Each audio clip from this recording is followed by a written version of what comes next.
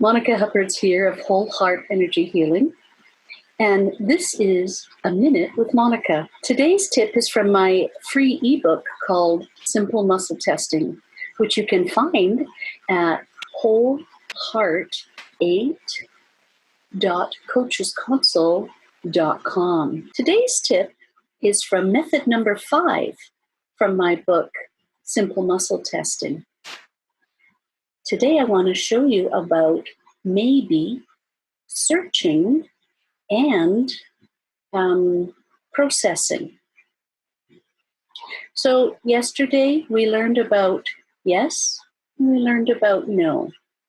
Today I want to show you another common way that a pendulum goes, and it's often in a circle. For me, the circle goes clockwise, and to me, that clockwise direction has only a few different meanings. Number one, it has the meaning of I'm still searching, I'm still finding.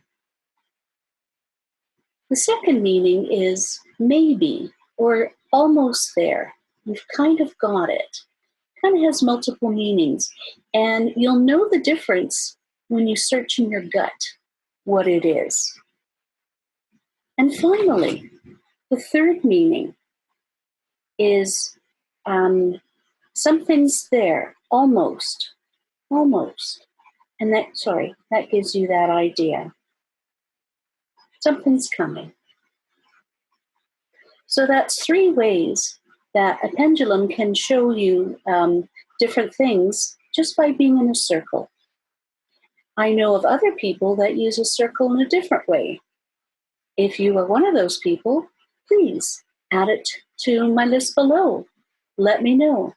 And if you want more information, please don't hesitate to email me at wholeheart8@gmail.com. Thank you. This has been A Minute with Monika.